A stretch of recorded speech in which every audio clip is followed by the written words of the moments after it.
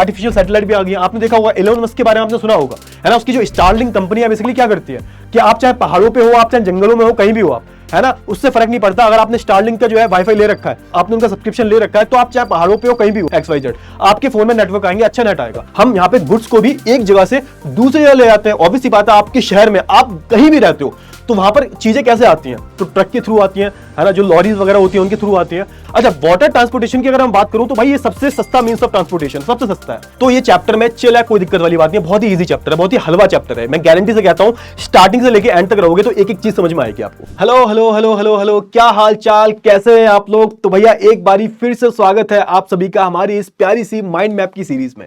Sir आज क्या पढ़ाने वाले हो, क्या पढ़ाओगे आज। तो भाई एक नया चैप्टर शुरू करेंगे, बहुत ही प्यारा, बहुत ही इंटरेस्टिंग सा चैप्टर है, और इस चैप्टर का नाम है ट्रांसपोर्ट, कम्युनिकेशन एंड ट्रेड। अच्छा, ऐसे कुछ मिलता जुलता जो चैप्टर था ना, आपने क्लास 10th में भी पढ़ा था। अरे सर क्लास 10th का कहां याद रहेगा, मैं पिछली क्लास का याद नहीं है। नहीं, नाम तो याद होगा, है ना। तो चैप्टर का नाम था the lifeline of the national economies, और उसमें आपने किसके बारे में बात की थी, उसमें आपने स्पेसिफिकली बात की थी कि किसी भी देश की अगर इकोनॉमी को अगर आपको आगे बढ़ाना है ना, तो उस देश का ट्रांसपोर्टेशन और कम्युनिकेशन बहुत ज्यादा स्ट्रांग होना चाहिए, है ना। और जब ट्रांसपोर्टेशन और कम्युनिकेशन स्ट्रांग होगा तो ट्रेड जो होगा वो खुद ब खुद स्ट्रांग हो जाएगा। क्लियर हुआ। तो इसी के बारे में थोड़ी सी बात करेंगे, और हम इसको थोड़ा सा एक्सटेंसिवली कवर करने वाले हैं, अच्छे से कवर करेंगे, थोड़ा सा चीजों को देखेंगे, ठीक है। तो सबसे पहले हम देख लेते हैं कि क्या क्या कवर करने वाले हैं। तो सबसे पहले हम ट्रांसपोर्ट को समझेंगे अच्छे से, है ना। थोड़ा सा इंट्रोडक्टरी पार्ट जो है, थोड़ी सी आउटलाइन क्लियर करेंगे कि है क्या इसके बारे में।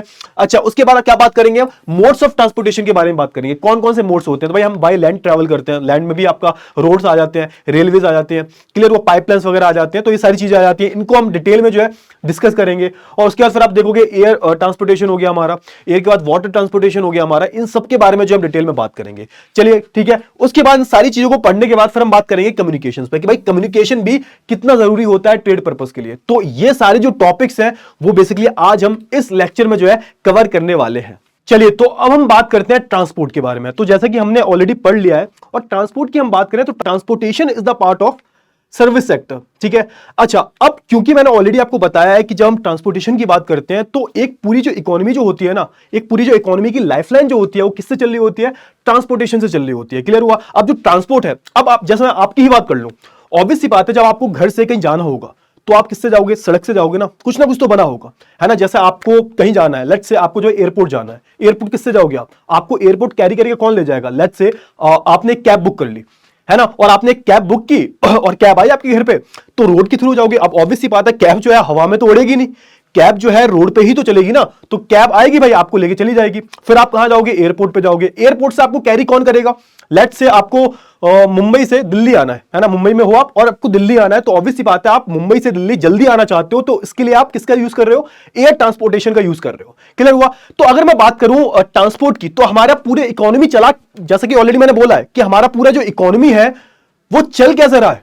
जैसे आप जितने भी डेवलप्ड नेशन देख लो, XYZ, कोई भी अगर आप डेवलप्ड नेशन देखोगे, चाहे मैं बात करूं चाइना भी अब डेवलप्ड में आ गया भाई, चाइना की बात करूं, कनाडा की बात करूं, US की बात करूं, जितने भी आप बड़े बड़े जो देश हैं जो डेवलप्ड हो चुके हैं, वहां पर आप एक चीज कॉमन देखोगे कि उनका जो ट्रांसपोर्टेशन जो है, उनका जो रोड इंफ्रास्ट्रक्चर जो है बहुत ज्यादा स्ट्रक्चर्ड है, बहुत ज्यादा स्ट्रक्चर्ड है। तभी क्या होता है भाई, जब रोड अच्छी है, ऑब्वियसली बात है, जब रोड अच्छी होंगे तो वहां पे ट्रांसपोर्टेशन भी जो है काफी एफिशिएंट होगा, ठीक है। तो एक, अब जैसे आपने एक चैप्टर पढ़ा था, ऑलरेडी हमने इसके बारे में बात की है, क्लास 10th में आपने जो चैप्टर पढ़ा था lifeline of the national economies, तो उसमें हमने क्या बात की थी, इसी के बारे में बात की थी, हमने ट्रांसपोर्टेशन एंड कम्युनिकेशन के बारे में बात किया था। और थोड़ा सा अगर हम हिस्ट्री में जाएंगे ना, हिस्ट्री में तो आपने जब नेपोलियन की कहानी पढ़ी थी ना, तो आपने एक चीज सुनी होगी, जब नेपोलियन 1804 में राजा बना था, तो उसने सबसे पहला काम क्या किया था, तो उसने फ्रांस में जो भी ट्रांसपोर्टेशन है और जो कम्युनिकेशन है उसको इंप्रूव करने की कोशिश की थी। क्यों? क्योंकि उसका मानना था कि फ्रांस की इकोनॉमी तभी आगे बढ़ेगी जब उसका ट्रांसपोर्टेशन और कम्युनिकेशन जो है बहुत ज्यादा इंप्रूव होगा। अब जैसे हम इंडिया की बात कर लें, क्योंकि इंडिया की बात करनी बहुत जरूरी है।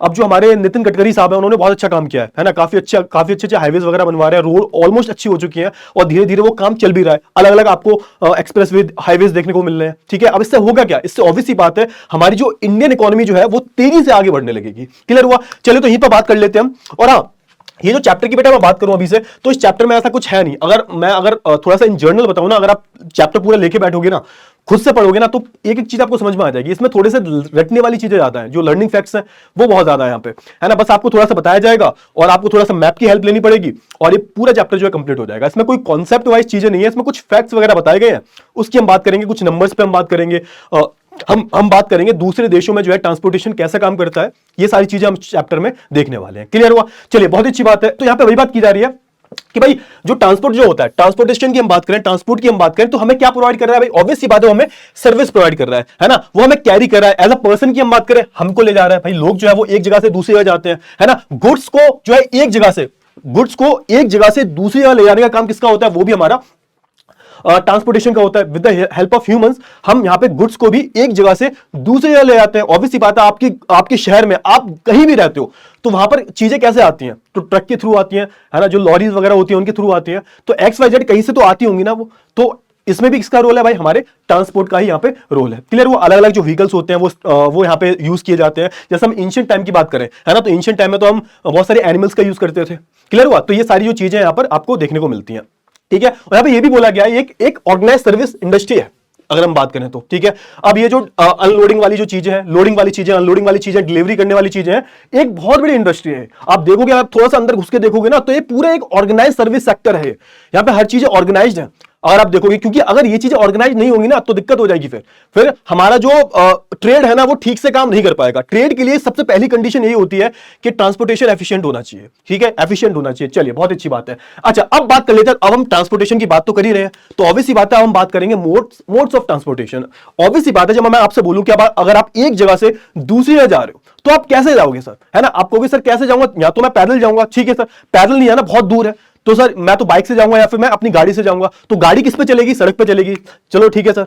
अब मैंने बोला कि आपको 1000 किलोमीटर 1500 किलोमीटर जाना है और आपका बजट कम है, तो आप बोलोगे सर एक काम करेंगे, हम ना रेल से चले जाएंगे, ट्रेन से चले जाएंगे, है ना, रेलवे है अपना, ट्रेन से चले जाएंगे हम। ठीक है, बहुत अच्छी बात है। अब मैं कहूंगा कि आपके पास पैसे वैसे बढ़िया है, बढ़िया कमा रहे हो, एकदम बढ़िया पैसे आ रहे हैं, तो आपको अब जो है बहुत ज्यादा दूर जाना है, तो आप कहोगे सर फिर मैं ट्रेन से क्यों जाऊंगा? ट्रेन से तो बहुत ज्यादा टाइम लगेगा ना।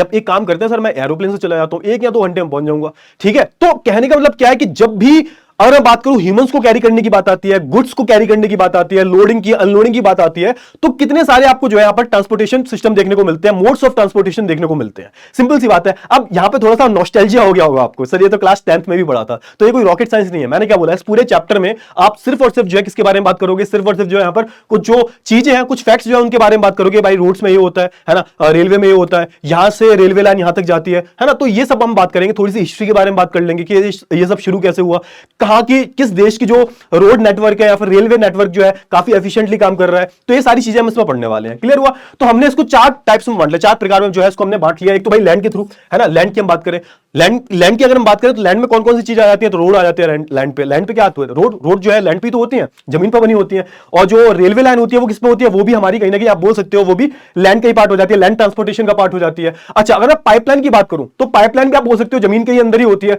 तो इट्स अ पार्ट ऑफ, आप बोल सकते हो लैंड ट्रांसपोर्टेशन, अगर बोल सकते हो आप। ठीक है, वैसे हमने अलग से लिखा हुआ है। इसके अलावा आप देखोगे वाटर की हम बात करें तो वाटर में आप देखोगे बहुत सारे वेसल्स वगैरह, शिप वगैरह जाते हैं एक जगह से दूसरी जगह। आपको जान के हैरानी होगी, हमारा जो मैक्सिमम ट्रेड जो है पूरी दुनिया की बात कर रहा हूं, वो किससे कैरी किया जाता है? वो हमारे वाटर ट्रांसपोर्टेशन के थ्रू कैरी किया जाता है। सर क्यों? क्योंकि ये आपने पढ़ा था क्लास 10th में, इसलिए किया जाता है क्योंकि ये बहुत ज्यादा सस्ता है, बहुत ज्यादा इकोनॉमिकल है। और आप इसमें, क्योंकि ऑब्वियसली बात है, जब आप पानी में चढ़ रहे हो तो पानी में कोई कंस्ट्रक्शन करने की आपको जरूरत नहीं है।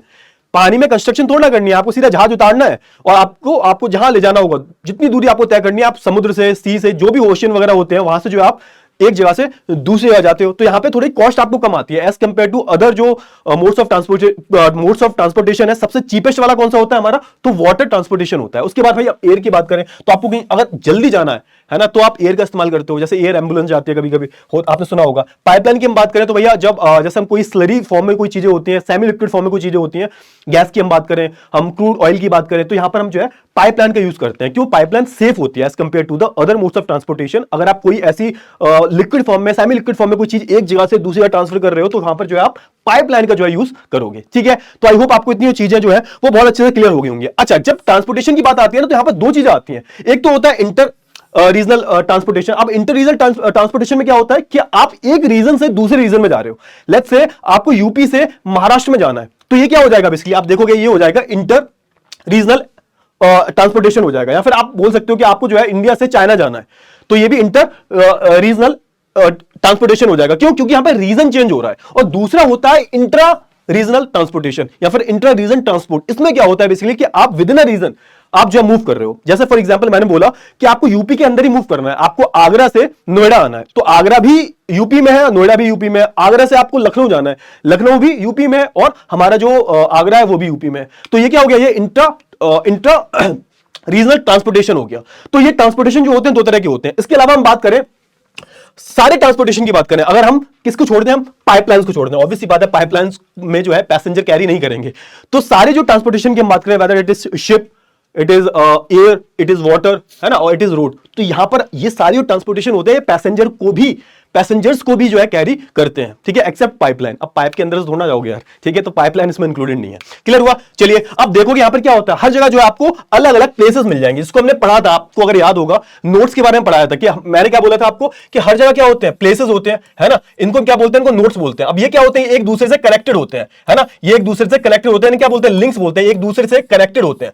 क्लियर हुआ? रूट्स के थ्रू, है ना। तो यहां पर वही बात लिखी हुई है कि बहुत सारे आपको प्लेसेस देखने को मिल जाएंगे, हम नोट्स बोलते हैं, है ना। जब ये ज्वाइन करते हैं एक दूसरे को, है ना, एक दूसरे को ये रूट्स के थ्रू ज्वाइन करते हैं, है ना, एक यहां पर सेंटर बना हुआ है, एक यहां पर आपका आप बोल सकते हो यहां पर आपका जो है एक नोड है, एक प्लेस, एक जगह जाना है आपको। अब ये सारी जो है जगह कनेक्टेड है, किससे कनेक्टेड है, हाईवेज के थ्रू कनेक्टेड है, रोड्स के थ्रू कनेक्टेड है, वाटरवेज के थ्रू कनेक्टेड है। तो यहाँ पे नोड्स और लिंक वाला जो है यहाँ पर कॉन्सेप्ट याद रखना, ठीक है। चलिए बहुत अच्छी बात है, आगे हम बात कर लेते हैं। सबसे पहले मींस ऑफ ट्रांसपोर्टेशन की हम बात करें, मींस ऑफ ट्रांसपोर्टेशन की हम बात करें तो लैंड की हम बात करें तो उसमें 3 आ जाते हैं, ठीक है। लैंड पे जो है वाटर की मैंने बात कर लिया, वाटर में 2 तरह के ट्रांसपोर्टेशन होते हैं, एक तो इनलैंड होता है, दूसरा होता है सीवेज। यानी कि अगर वाटरवेज की हम बात करें तो या तो आप अपने देश के अंदर जो आपकी कैनाल्स है या फिर जो आपकी रिवर्स है उसके थ्रू ट्रेड कर रहे हो, या फिर आप जो है सीवीएस यानी कि समुद्र के थ्रू जो है ट्रेड कर रहे हो, सिंपल सी बात है। और मैं एयर की बात करूं तो एयर में भी 2 तरह के होते हैं, या तो आप नेशनल फ्लाइट लोगे, आपको दिल्ली से लखनऊ जाना है तो इट्स अ नेशनल फ्लाइट, और आपको दिल्ली से यूएस जाना है तो इट्स एन इंटरनेशनल फ्लाइट, ठीक है। तो आई होप आपको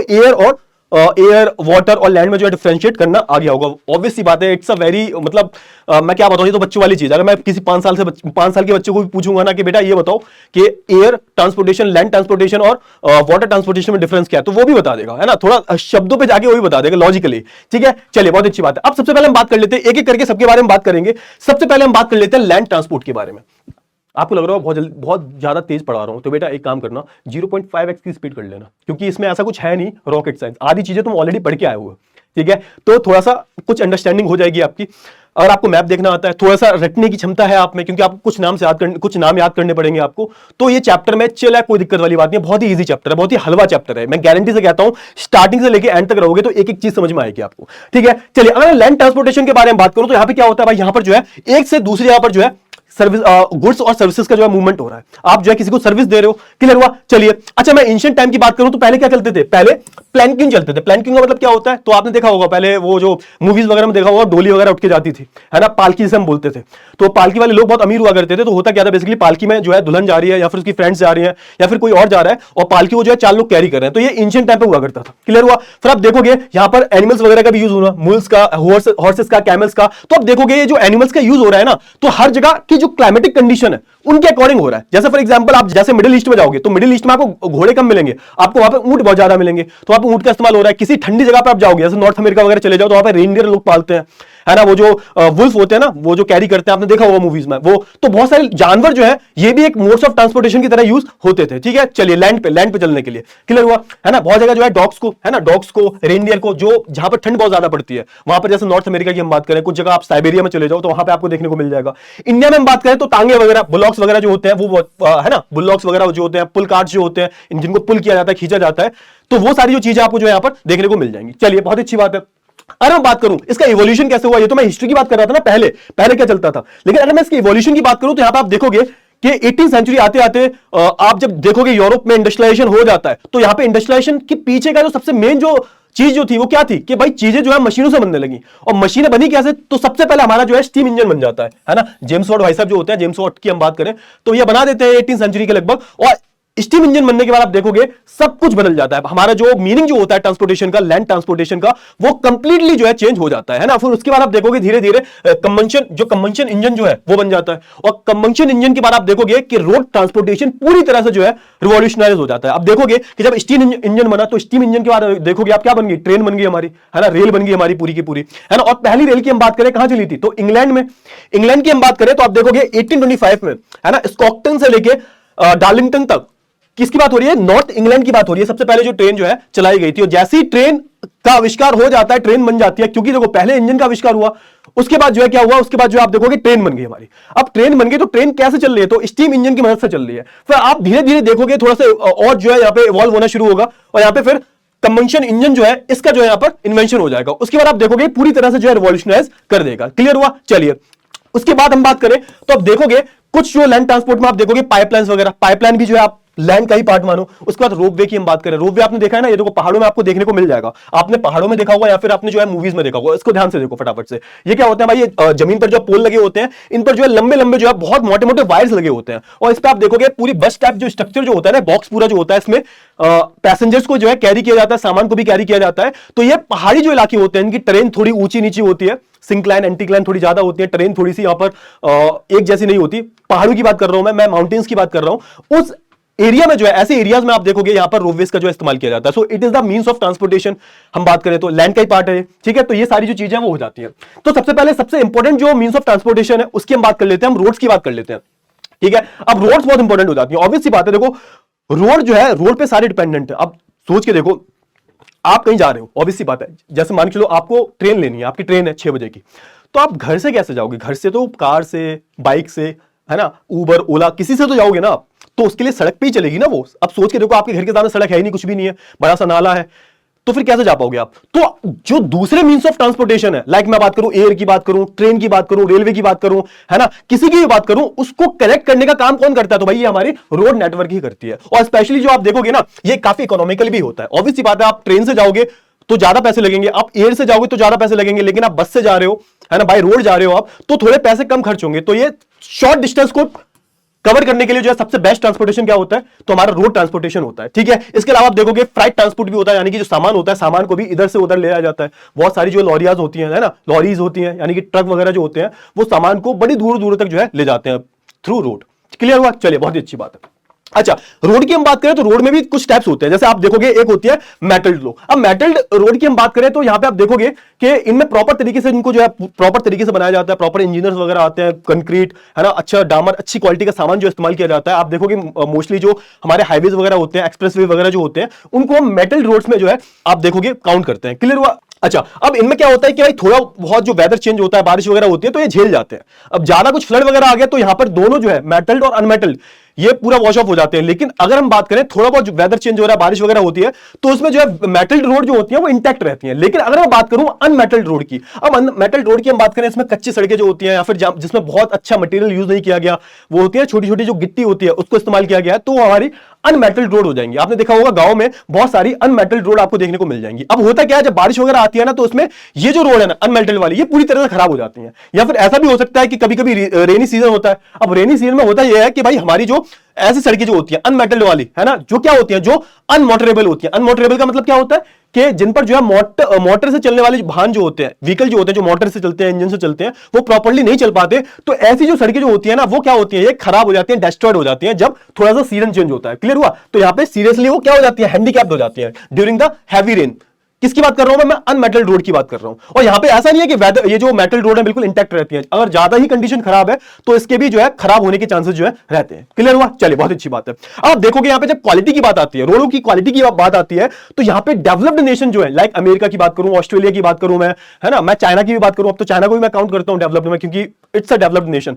तो अगर मैं बात करूं तो इन सारे देशों में आप देखोगे कि जो रोड की क्वालिटी जो है ना बहुत अच्छी मिलेगी। और इन देशों में आपको एक्सप्रेसवे, हाईवेज वगैरह बहुत ज्यादा मिलेंगे। यानी कि यहां पर आपको जो है 90% से ज्यादा जो है मेटल्ड रोड देखने को मिलेंगे यहां पर, ठीक है। और यहां पे अच्छी क्वालिटी की जो है डेवलप्ड नेशन की बात कर रहा हूं मैं, as compared to the developing nation, यहां पर आपको अच्छी खासी क्वालिटी की जो है आपको रोड्स देखने को मिलेंगी। क्लियर हुआ? चलिए, बहुत अच्छी बात करें। अच्छा, अगर मैं बात करूं यहां पर कि रोडों की क्वालिटी कितनी अच्छी है, कितनी बनी हुई है, उनकी डेंसिटी कितनी है, तो इसमें हमारा जो नॉर्थ अमेरिका है या फिर यूएसए की आप बात करोगे तो North America as compared to other nations बहुत ज्यादा आगे है। तो आप देखोगे पूरी दुनिया की हम बात करें, टोटल जो मोटरेबल जो रोड है, मोटरेबल मतलब जहां पर जो है बड़े बड़े मोटर वाहन चलते हैं, व्हीकल चलते हैं, ट्रक, कार वगैरह चलते हैं, उसकी हम बात करें तो 15 मिलियन किलोमीटर 15 मिलियन किलोमीटर पूरी वर्ल्ड की हम बात करें, इतने में जो है यहां पे मोटरेबल जो रोड से बनी हुई है। उसमें से आप देखोगे नॉर्थ अमेरिका में अकेले 33% है। मतलब अगर मैं 15 लाख की बात करूं, 15 लाख में से 33% तो अकेले नॉर्थ अमेरिका ही कवर कर लेता है। तो नॉर्थ अमेरिका इसका मतलब आप बोल सकते हो, तभी तो भाई अमेरिका डेवलप्ड है ना। डेवलप कैसे हुआ भाई?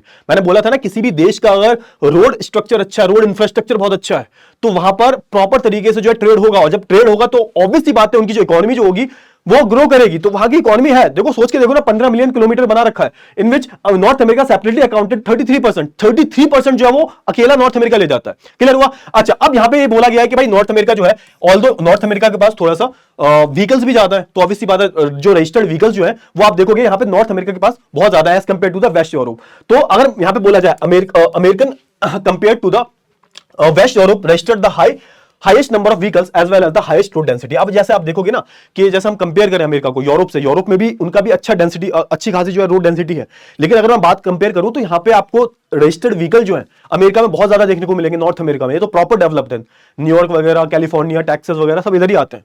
तो और यहाँ पे आपको रोड डेंसिटी भी बहुत अच्छी खासी मिलेगी। सर ये रोड डेंसिटी क्या होती है? तो भाई पर स्क्वायर किलोमीटर में जो रोडें बनी हुई हैं, पर स्क्वायर किलोमीटर में जो रोडें बनी हुई हैं, उसकी यहाँ पे बात जो है की जा रही है। तो भाई अमेरिका में, नॉर्थ अमेरिका की मैं बात करूं तो अच्छा खासा नंबर यहाँ पे देखने को आता है। क्लियर हुआ? चलिए अब हम बात करें ट्रैफिक की, हम बात करें। अब यहां पे एक टॉपिक की बात हो रही है, ट्रैफिक फ्लो।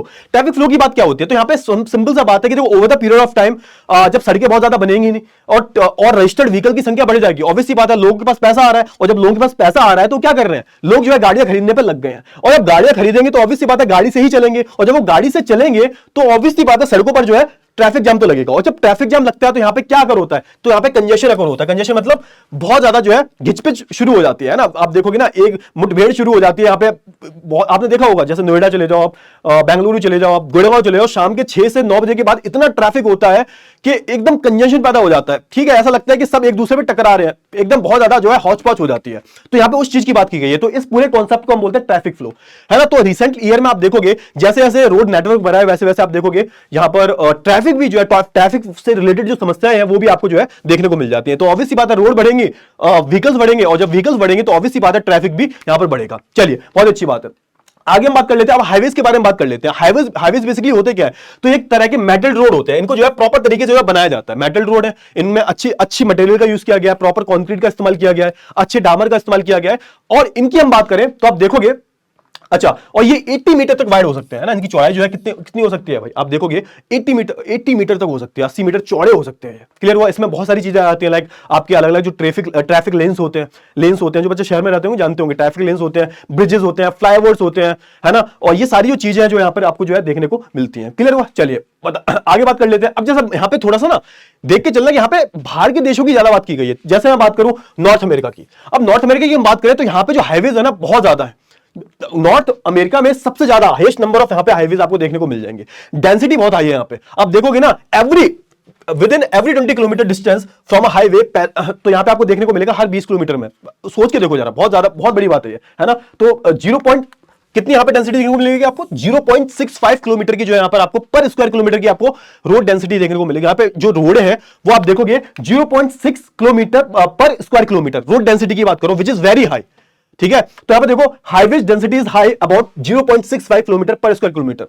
तो आप देखोगे every place is with in 20 kilometre distance from a highway. तो आप देखोगे हर जगह की हम बात करें, मतलब कोई भी जगह आप उठाओगे ना तो वो हाईवे के विद इन 20 किलोमीटर में होगी। तो सोच के देखो किस लेवल की जो है इन्होंने हाईवेज को जो है डेवलप करके रखा है ना। तो यहां पे बोला गया है इन्होंने प्रॉपर तरीके से पैसिफिक कोस्ट को अटलांटिक कोस्ट से मर्ज कर रखा है, मतलब जोड़ रखा है। जैसे कि मैं बात करूं, देखो ये है पैसिफिक ओशियन, है ना, ये है पैसिफिक ओशियन और ये है अटलांटिक हमारा, है ना। तो यहां पे ऐसा बोला जा रहा है कि इन्होंने प्रॉपर तरीके से, इनका रोड कनेक्शन इतना स्ट्रांग है कि इन्होंने यहां से लेके यहां तक प्रॉपर तरीके से, जो कि बहुत ज्यादा डिस्टेंस होता है, इन सबको जो है प्रॉपर तरीके से कनेक्ट करके रखा है। यानी कि अटलांटिक ओशन से कोई यहां पर आप बोल सकते हो पैसिफिक ओशन तक आ सकता है थ्रू रोड, है ना। दो ओशन को जो यहां पर जोड़ रही है सड़कें इनकी, तो ये बोला जा रहा है यहां पे।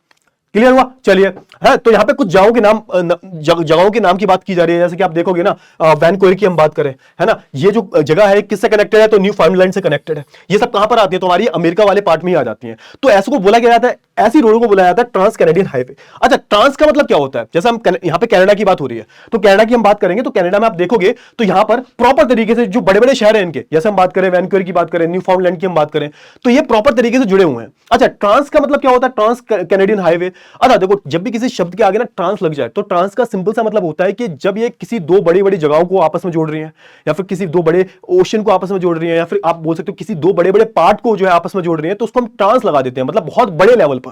क्लियर हुआ? तो यहां पर ट्रांस कैनेडियन हाईवेज की हम बात करें तो यहां पर बेसिकली किसकी बात की जा रही है, तो ये दो बहुत बड़े बड़े शहरों को जो है आपस में जोड़ रही है। तो आप थोड़ा सा देखोगे ना, यहां पे नहीं दे रखा, चलो कोई बात नहीं, मैप नहीं है इसका। तो देखो ये कनाडा है ना, तो देखो जैसे यहां पे देखोगे ना प्रॉपर तरीके से पूरा कनाडा है, पूरा आधा कनाडा तो खाली पड़ा हुआ है ना। तो यहां पर आप देखोगे पूरा जो रीजन जो है, ये वाला पूरा रीजन जो है, ये आपस में जो है पूरी प्रॉपर तरीके से कनेक्टेड है, बड़े बड़े जो शहर है आपस में पूरी तरह से कनेक्टेड है। ठीक है, अच्छा ठीक है। अब जैसे मैं अलास्का की बात करूं तो अलास्कन हाईवे की अगर हम बात करेंगे ना, तो ये हाईवे जो है ये भी बड़े बड़े शहरों को, जैसे कि हम बात करें एडमोंटन की हम बात करें, Edmonton is connected to the Encore. ठीक है, तो यहां पे अगर मैं एडमोंटन की बात करूं तो ये भी जो है एक बड़े, एडमोंटन एक शहर है ना, तो शहर की हम बात करें तो ये भी जो है इससे जुड़ा हुआ है, एनकोरेज से जो है जुड़ा हुआ है। एनकोरेज बोलते हैं इसको, क्या बोलते हैं? एनकोरेज। क्लियर हुआ? चलिए, तो ये बड़े बड़े, देखो यहां पे थोड़ा सा ना आपको रटना पड़ेगा, यहां पे सिंपल सा बोला गया, यहां पे हाईवेज की बात की जा रही है, तो यहां पे ऐसा दिखाया गया कि बड़े बड़े शहर जो है वो आपस में जुड़े हुए हैं। ठीक है, सिंपल सी बात है, ये कनेक्टेड है, वेल कनेक्टेड है। हाईवेज का काम क्या होता है कि शहर के जो देश के जो बड़े बड़े शहर हैं उनको आपस में कनेक्ट करना। ठीक है, जैसा आपने क्वाड्रिलेटरल उसके बारे में सुना होगा, हाईवेज के बारे में सुना होगा, जो देश को चार बड़े बड़े हिस्सों से जोड़ते हैं, उसके बारे में हम बात करेंगे। ये तो आपने क्लास 10 में भी पढ़ा था। अब हम जो है क्या बात कर रहे हैं, अब हम जो है बाहर की बात कर रहे हैं, बाहर के लोगों की बात कर रहे हैं। ठीक है, चलिए, जैसे हम बात करें, जैसे हम बात करें पैन अमेरिकन हाईवेज के बारे में, पैन अमेरिकन हाईवेज की अगर हम बात करें, यानी कि पूरे अमेरिका में जो हाईवेज है उनकी हम बात करें, तो आप देखोगे यहां पर ये सारे जो हाईवे ना, ये सारे कनेक्टेड है। मतलब आप देखोगे साउथ अमेरिका की हम बात करें, सेंट्रल अमेरिका की हम बात करें, यूएसए की हम बात करें, ये आपस में एक दूसरे से जुड़े हुए हैं। जैसे आप देखोगे थोड़ा सा, ये देखो ध्यान से, है ना, साउथ अमेरिका जो है यहां से पूरा जो है रोड नेटवर्क जो है पूरा जो है बिछा हुआ है, पूरा ये हाईवेज दिख रहे हैं आपको। मतलब सोच के देखो, साउथ अमेरिका ये है, सेंट्रल अमेरिका ये है, नॉर्थ अमेरिका ये है, सब आपस में जो है कनेक्टेड है थ्रू हाईवेज। तो सोच के देखो इनका रोड नेटवर्क जो है वो कितना स्ट्रांग है। क्लियर हुआ? उसी की बात की जा रही है। जैसे हम बात करें ट्रांस कॉन्टिनेंटल स्ट्रेट हाईवेज की हम बात करें, मतलब जो दो दो बड़े बड़े कॉन्टिनेंट्स को आपस में जोड़ रहे हैं, एक कॉन्टिनेंट से दूसरे कॉन्टिनेंट में होते हुए जा रहे हैं, तो उसको हम बोल देते हैं trans continental straight highways. Clear हुआ? इसकी अगर मैं बात करूं तो यहां पे किसकी बात की जा रही है, तो यहां पे मेलबर्न की बात की जा रही है, ऑस्ट्रेलिया की बात की जा रही है। कहां पर है? ऑस्ट्रेलिया में। तो आप देखोगे connects Darwin Melbourne to the Alice Spring. तो यहां पे देखो ध्यान से, ये क्या है, ये पूरा हमारा क्या है, ये पूरा जो है हमारा ये ऑस्ट्रेलिया है। ठीक है, अब देखोगे यहां से लेके ये कनेक्टेड है, यहां से एक छोर से लेके दूसरे छोर तक, मतलब दो ओशन को ये हाईवे जोड़ रहे हैं। तो इसका मतलब क्या हुआ है, ट्रांस हो गए, है ना, तभी तो क्या नाम है इनका, ट्रांस कॉन्टिनेंटल, मतलब पूरे कॉन्टिनेंट पर हाईवे फैले हुए हैं और एक पॉइंट को दूसरे पॉइंट से जोड़ रहे हैं। तो यहां पे किसकी बात की जा रही है, बेसिकली यहां पे दो तीन शहरों की बात की जा रही है, डार्विन की बात की जा रही है, मेलबर्न की बात की जा रही है, एलिस की बात की जा रही है। क्लियर हुआ? तो यहां से अगर आप शुरू होते हो, डार्विन हो गया, एलिस हो गया, उसके बाद यहां पे आप देखोगे मेलबर्न भी बीच में पड़ेगा, उसके बाद एल्डरलिन। ठीक है, तो ये सारे जो पॉइंट्स हैं ये एक दूसरे से कनेक्टेड है, बड़े बड़े शहर है, इनसे जो है पूरी तरीके से आप देखोगे ऑस्ट्रेलिया की इकोनॉमी जो है चल रही है। ठीक है, क्लियर हुआ? चलिए, बहुत अच्छी बात है। अच्छा, यूरोप की अगर हम बात करें तो यूरोप में भी काफी अच्छा खासा हाई नेटवर्क है ना, तो ऐसे हर देश का नाम लिया गया है। जैसे हम मॉस्को की बात करें, अब ये मॉस्को की हम बात करें, है ना, और व्लादिवोस्तोक की बात करें, तो ये व्लादिवोस्तोक की हम बात करें और मॉस्को की बात करें, तो ये कहां पर है भाई, तो ये आपको देखने को मिलेगा रशिया में। व्लादिवोस्तोक करके नाम है इसका, ये रशियन नाम लग ही रहा होगा आपको, तो यहां पर ये रशिया में मिलेगा। ये पूरा जो है रोड नेटवर्क है जो मॉस्को को व्लादिवोस्तोक से जोड़ता है। क्लियर हुआ? चलिए, बहुत अच्छी बात है। तो ये सारे हाईवेज आपको जो है देखने को मिल जाएंगे। जैसे हम बात करें चाइना की हम बात करें, तो चाइना में भी आपको जो है बहुत सारे हाईवेज जो है देखने को मिल जाएंगे। क्लियर हुआ? चलिए, जैसे हम बात करें, है ना, रशिया की हम बात करें, तो यहां पे बात की जा रही है ना मॉस्को की, और ये पूरा मैंने ऑलरेडी आपको बता दिया है। प्लस मैं चाइना की बात करूं, चाइना में आपको कौन सा हाईवेज देखने को मिलेंगे, तो चाइना आप देखोगे कि जो चेंगेदू जगह जो है इनकी, वो और लहसा जो जगह है और तिब्बत से जोड़ के रखा हुआ है। सुनो, तिब्बत तो बहुत पास है, तिब्बत तो इंडिया के जस्ट बगल में ही है। ठीक है, तिब्बत जिसमें चाइना ने कंट्रोल किया था, अब यहां पर इन्होंने ऐसे हाईवेज बना दिए हैं। अब सोच के देखो, जो तिब्बत तक को कनेक्ट कर रहे हैं, जो चाइना का जो चेंगडू रीजन जो है, और आप देखोगे इसके लहसा जो रीजन है, ये किससे जुड़े हुए हैं, ये तिब्बत से जुड़े हुए हैं। क्लियर हुआ? तो आई होप आपको इतनी, जैसे मान के चलो ये तिब्बत है ना, ये तिब्बत है और ये इधर चाइना है, तो प्रॉपर तरीके से जो है यहां पर हाईवे जो है जुड़े हुए हैं। क्लियर हुआ? इनके फ्यूचर में कुछ अटैक वगैरह होता है तो प्रॉपर तरीके से जो यहां पे रोड कनेक्शन जो है देखने को मिल जाएगा। चलिए, बहुत अच्छी बात है। क्लियर हुआ? चलिए, अच्छा, अब मैं इंडिया की बात करूं तो इंडिया भी बहुत इंटरेस्टिंग है। तो इंडिया में आपको क्या देखने को मिलेगा, तो गोल्डन क्वाड्रिलेटरल रोड आपको देखने को मिल जाएगी, या फिर आप बोल सकते हो सुपर एक्सप्रेसवे देखने को मिल जाएंगे। जैसे जो किसको जोड़ रहे हैं भाई, तो आप देखोगे जो न्यू मुंबई है ना, न्यू दिल्ली, मुंबई और चेन्नई कलकत्ता को जोड़ रहे हैं। तो आपने इसके बारे में क्लास 10th में पढ़ा होगा। जैसे आप देखोगे ना, ये देखो, ये न्यू दिल्ली है, ये क्या है, ये हमारा, और ये देखो, ये इधर हमारा मुंबई हो गया और ये हमारा चेन्नई हो गया। तो देखो, ये हमारा क्या है, दिल्ली, कलकत्ता, चेन्नई और ये हमारा महाराष्ट्र हो गया यानी कि मुंबई हो गया। तो ये चार जो बड़े बड़े इकोनॉमिक जो सेंटर्स हैं, इनको जोड़ने का काम किसने किया है? तो क्वाड्रिलेटरल हाईवेज ने जो है इनको जोड़ने का काम किया। इनको क्या बोलते हैं? Golden quadrilateral. ठीक है, तो यहां पर भी आपको जो है कनेक्शन पूरा देखने को मिलेगा। प्लस यहां पे इन्होंने अफ्रीका की भी बात की है। तो अफ्रीका में जो एलजीज है, जैसे एलजीएस की हम बात करें, और फिर नॉर्थ में जो आप क्वानकरी की बात करोगे गियोना में, इनके शहरों के नाम है, कंफ्यूज मत होना, शहरों के नाम है इनके, है ना, तो कंफ्यूज मत होना, थोड़ा सा रटना पड़ेगा, बट इनके शहरों के नाम है, याद करने पड़ेंगे। तो जैसे आप इधर आओगे ना यहाँ पे, यानी कि आप जो है वेस्ट, थोड़ा वेस्ट साइड में आओगे, अफ्रीका की वेस्ट साइड में आप आओगे, तो यहां पे आप देखोगे प्रॉपर तरीके से जो है इनके जो शहर जो है वो आपस में जो है जुड़े हुए हैं। क्योंकि आप देखोगे पूरा जो अफ्रीका है वो लगभग लैंडलॉक है, तो इनके आपस में जो अलग अलग जो है इनके आप बोल सकते हो हाईवेज वगैरह बने हुए हैं और प्रॉपर तरीके से जो है ये कनेक्टेड है। क्लियर हुआ? तो उन्हीं की जो है यहां पर बात की जा रही है। चलिए, और फिर आप देखोगे नीचे आप जाओगे, नीचे थोड़ा सा नीचे, मतलब साउथ अफ्रीका की मैं बात कर रहा हूं, तो यहां पे आप देखोगे केप टाउन में, ठीक है, तो शारो नाम की जगह है, कैरो नाम की जगह जो है वो कनेक्टेड किससे? केप टाउन से कनेक्टेड है।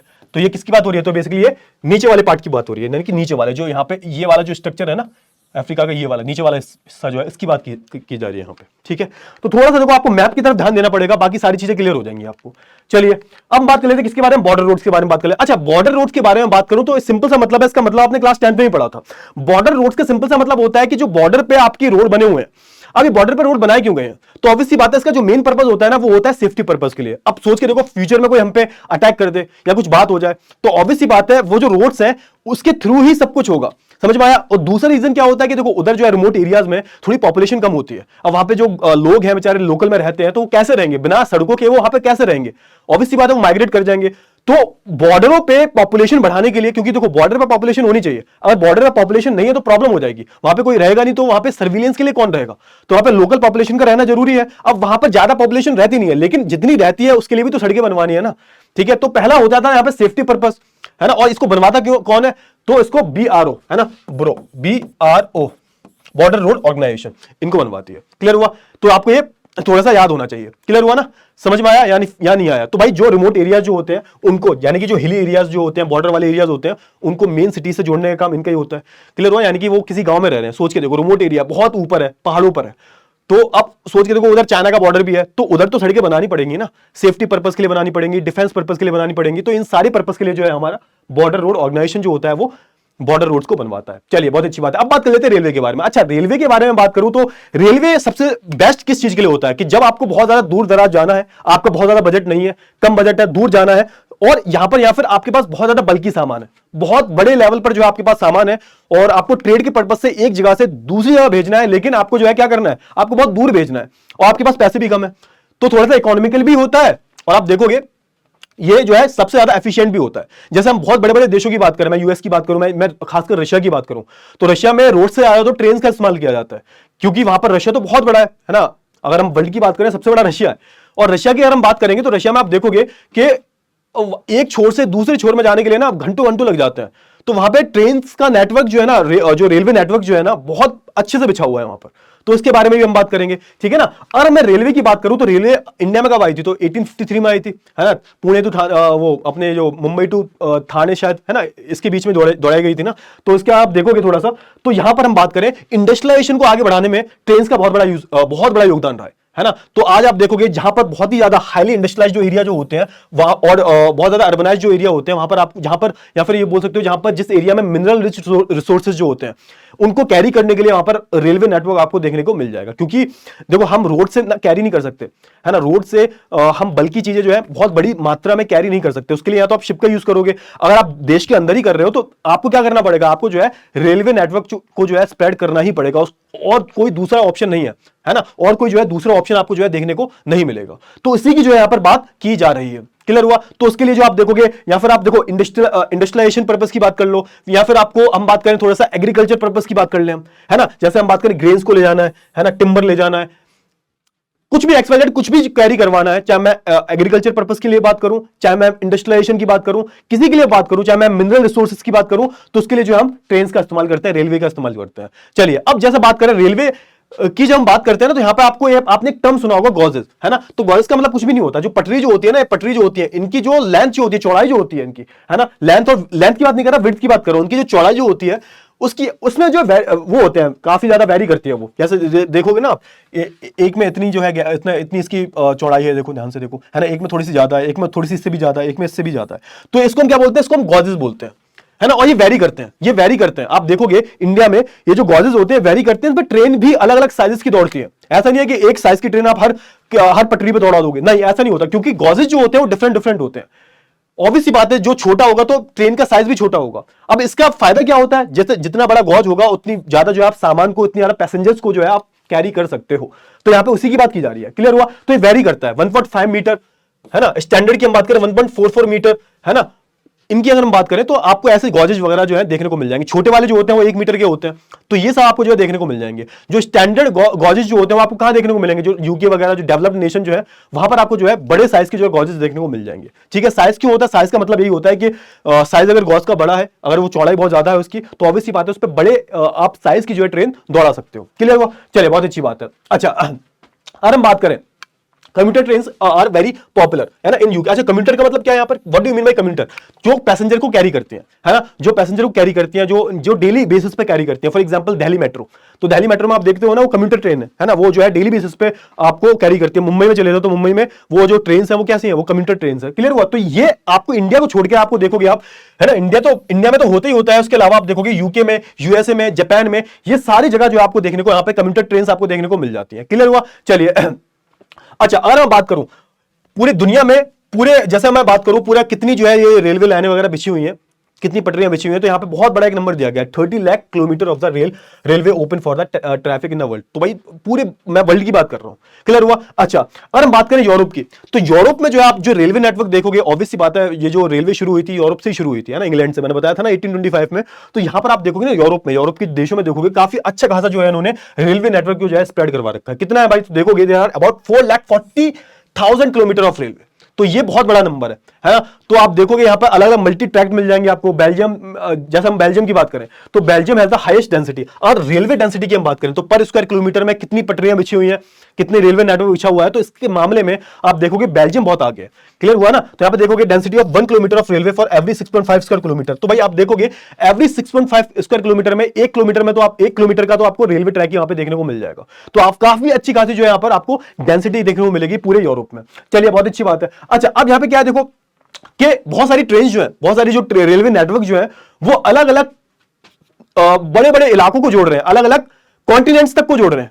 तो ऐसो को हम क्या बोल देते हैं, हम ट्रांस बोल देते हैं। ट्रांस शब्द यूज कर देते हैं जब कोई बड़ी चीज होती है ना, जब कोई बड़ा नेटवर्क होता है उसके लिए हम किसका यूज करते हैं, तो ट्रांस का यूज करते हैं। तो यहां पे सबसे पहले की हम बात कर लेते हैं ट्रांस साइबेरियन रेलवे। तो साइबेरिया से याद आ रहा होगा आपको, किसकी बात हो रही है, तो आपको ये इधर साइड, ये जो रूस वाला इलाका जो है ना, रशिया वाला इलाका जो है, इसकी बात हो रही है। तो भाई रशिया की हम बात करें तो यहां पर आपको जो है एक लॉन्गेस्ट रेलवे नेटवर्क जो है देखने को मिलेगा। कहां से कहां तक चलता है भाई, तो आप देखोगे सेंट पीटर्सबर्ग की हम बात करें वेस्ट में, और व्लादिवोस्तोक की हम बात करें ईस्ट में। यानी कि देखो ईस्ट ये है ना, ये देखो यहां पर आपको क्या मिलेगा, यहां पे आपको जो है व्लादिवोस्तोक मिल जाएगा। और वेस्ट की हम बात करें यहां पे क्या मिलेगा आपको, ये सेंट पीटर्सबर्ग मिल जाएगा। तो ये है हमारा वेस्ट और ये हमारा ईस्ट। तो यहां से लेके देखोगे ध्यान से कितना बड़ा जो है यहां पर नेटवर्क बिछा रखा है। मतलब सोच के देखो एक छोर से दूसरे छोर, तभी तो यहां पर क्या नाम दिया गया, ट्रांस, है ना। कितना बड़ा रेलवे नेटवर्क जो है इन्होंने बिछा रखा है। क्लियर हुआ। चलिए, बहुत जगहों को पास करता है ये आप देखोगे, passing through the Moscow, Irkutsk, चित्ता, ये सब जगह से होती हुई जो है रेलवे नेटवर्क जो है यहाँ पे जाता है। क्लियर हुआ। तो बहुत बड़ा जो है रेलवे नेटवर्क जो है यहाँ पर इन्होंने बिछा रखा है। क्लियर हुआ। चलिए बहुत अच्छी बात है, आगे हम बात कर लेते हैं। अब यहाँ पे आप देखोगे कि यहां से ना बहुत सारी चीजें जो ट्रांसफर होती है, एग्रो बेस्ड जो सामान जो होता है हमारा, मटेरियल जो होता है ना, ग्रेन्स की हम बात करें, राइस की हम बात करें, तो ये भी यहां से ट्रांसफर होता है। और आप देखोगे कि जो इंपॉर्टेंट सिटीज जो है यहाँ पर वो सारी कवर हो जाती हैं।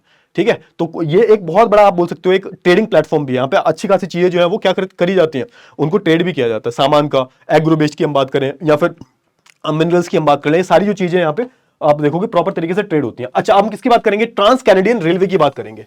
अच्छा, ये कब कंस्ट्रक्ट की गई थी, देखो रटने वाली चीजें बहुत ज्यादा है इसमें, तो थोड़ा सा ध्यान रखना। ठीक है, तो ये 1886 में जो कंस्ट्रक्ट की गई थी, उसकी लेंथ की हम बात करें 7050 किलोमीटर लॉन्ग रेलवे नेटवर्क है। कनाडा की बात करूं, कनाडा भी बहुत बड़ा है भाई, कनाडा बहुत बड़ा है ना, कनाडा इंडिया से बहुत बड़ा है। क्लियर हुआ ना। अब इसकी हम बात करें links Halifax in east to Vancouver in the west. तो देखो थोड़ा सा अगर हम जाएंगे तो ये क्या है भाई, ये है हमारा कनाडा, बहुत बड़ा है कनाडा। अब यहां से लेकर अगर आप जाओगे, ये क्या है भाई, हमारा वेस्ट है और ये हमारा ईस्ट है ना। ये देखो ईस्ट ऐसे ऐसे करके ऐसे गया है, तो यहां से शुरू हुआ है ये और अलग अलग शहर जो है ना, क्लैरिकी की हम बात करें, रेजिना की बात करें, विनीपेग की हम बात करें, कैडबरी की बात करें, तो ये इन सब से होता है, इन सारे शहरों से होता हुआ, इधर सिडनी से होता हुआ इधर साइड आता है हैलिफैक्स से। ठीक है, तो स्टार्टिंग कहां से हुई? तो स्टार्टिंग में आप देखोगे तो इसकी स्टार्टिंग वेस्ट से हो रही है। वेस्ट में कहां से? तो वैनकोवर नाम का शहर है, वैनकोवर विक्टोरिया नाम का शहर है, ये कहां पर है? कनाडा में है। यहां से ये बनना शुरू हुआ था और आप देखोगे कहां तक एंड होता है ये? तो हैलिफैक्स है ना, हैलिफैक्स नाम की जगह है,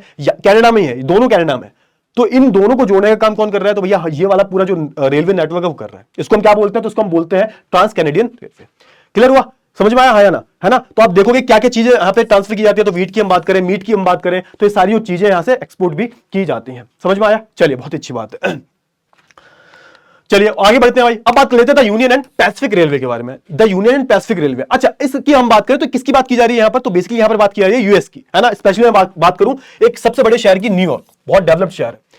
अब ये जो रेलवे नेटवर्क जो है किसको कनेक्ट करता है? न्यूयॉर्क को, है ना। अच्छा आप देखोगे New York on the Atlantic coast to the San Francisco on the Pacific. सोच के देखो, और यहां पे देखो, ध्यान से देखो फटाफट से, है ना। ये क्या भाई? ये न्यूयॉर्क है ना। ये किधर साइड है? तो भाई हमारा जो ये नॉर्थ अमेरिका वाला पार्ट है, सेंट्रल अमेरिका वाला पार्ट है, यहां पर आप देखोगे ये हमारा न्यूयॉर्क है। ये कहां पर है भाई? तो ये हमारा ईस्ट में है। और ये वेस्ट में क्या है भाई? वेस्ट में आप देखोगे सैन फ्रांसिस्को। और आप एक तरीके से देखोगे ना कहीं इसको ट्रांस क्यों बोला जा रहा है? तो इसलिए बोला जा रहा है, इधर क्या भाई?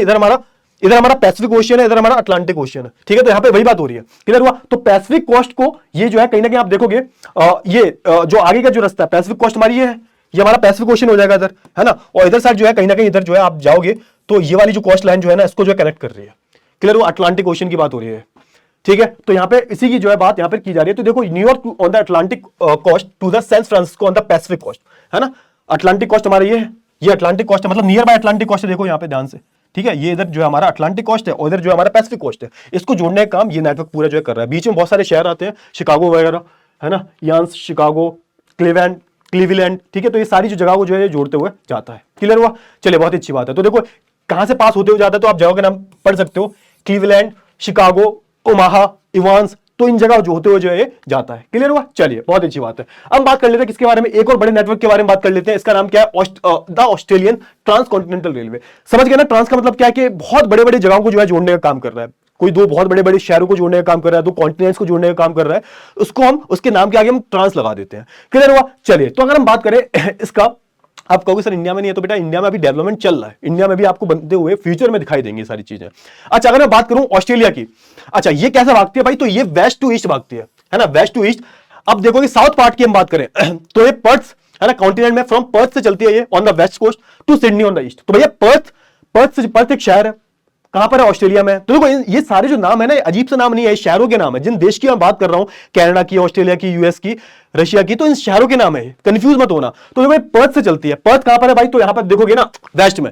और फिर आप देखोगे कहां से जाती है भाई? सिडनी होते हुए खत्म हो जाती है, मतलब ईस्ट में। तो आप थोड़ा सा मैप देखो, मैप में ही समझ में आएगा, बिना मैप के समझ में नहीं आएगा। तो देखो यहाँ पे ध्यान से, ये क्या भाई हमारा?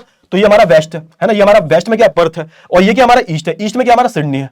ठीक है, क्लियर हुआ ना? तो ये यहां से शुरू हो रही है ना, ऐसे करके जा रही है, फिर आप देखोगे ऐसे करके जो यहाँ पर खत्म हो जाती है मेलबर्न में, है ना, मेलबर्न में जो है जाके खत्म हो जाती है। इधर जाती सिडनी पे, इधर देखो सिडनी पे ये वाले ओशन में मिलेगी जाके, फिर आप देखोगे यहाँ पर आके जो है आराम से आप देखोगे ये खत्म हो जाएगी।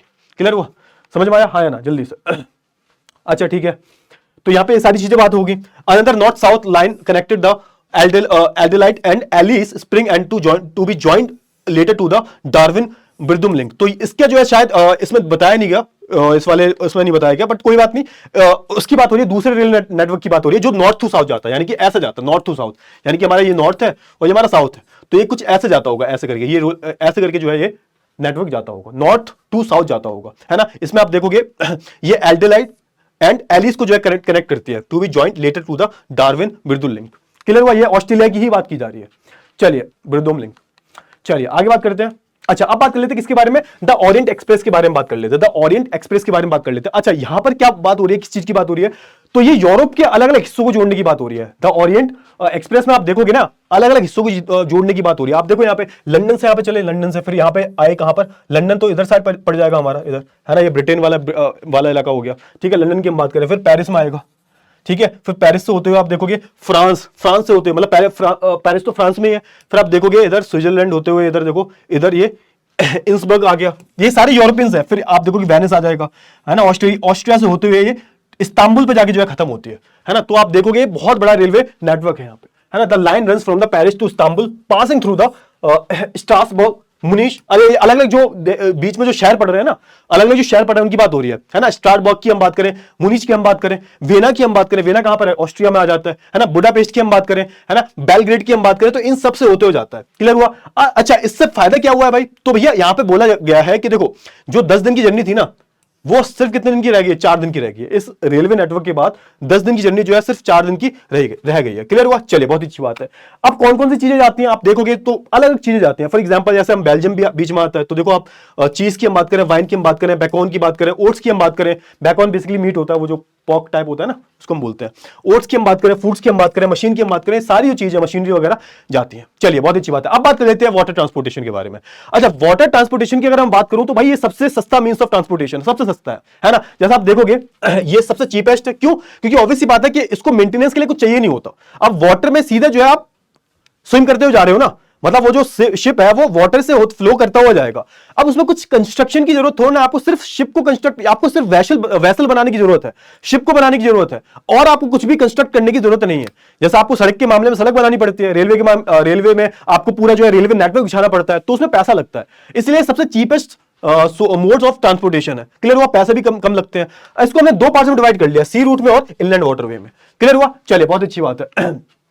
अच्छा, सी की हम बात करें, सी रूट की हम बात करें, तो आप देखोगे highway transversal in all direction with no maintenance cost. तो यहाँ पे बताया गया कि भाई अगर हम बात करें तो किसी भी डायरेक्शन में आप जा सकते हो, है ना। सी है, आप किसी भी डायरेक्शन में अगर थोड़ा सा आपको पता है तो एक प्रॉपर तरीके से जो है आप बोल सकते हो ये एक लो कॉस्ट, है ना, बहुत ही इकोनॉमिकल आप बोल सकते हो यहां पर एक मींस ऑफ ट्रांसपोर्टेशन है। चलिए, अच्छा आज की हम बात करें, मॉडर्न टाइम की बात करें, तो यहां पे आप देखोगे शिप होते हैं, बड़े बड़े कार्गोज वगैरह जो होते हैं, उनको आप देखोगे कि अलग अलग तरीके। आज के टाइम पर तो क्या हम बहुत सारी मॉडर्न टेक्नोलॉजी का यूज कर रहे हैं, पूरा नेविगेशन को यूज करते हैं, नेविगेशन डिवाइसेस जो होते हैं उनको यूज करते हैं, जो मॉडर्न इक्विपमेंट्स वगैरह जो होते हैं उनको यूज करते हैं। तो इन सारी चीजों को जो है हम इस्तेमाल करते हैं। क्लियर हुआ? चलिए, अच्छा अब जैसा आप देखोगे कि ओशन ट्रांसपोर्ट जो है वो क्या है, एक चीपर सोर्स ऑफ जो ट्रांसपोर्टेशन है। जब भी आपको कोई भी लोड को कैरी करना है, इसको हम एक टर्म नाम देते हैं हॉलेज, है ना। हॉलेज की हम बात करें तो जब भी आपको लोड वगैरह कैरी करना है, कुछ बल्कि लोड जो है वो कैरी करना है, उसके लिए जो है बेस्ट मींस ऑफ ट्रांसपोर्टेशन। और आप देखोगे मैक्सिमम जो ट्रेड जो है, ओवर 80 to 90% जो ट्रेड है वो हम ओशन से ही करते हैं, जैसे जो भी इंटरनेशनल ट्रेड है।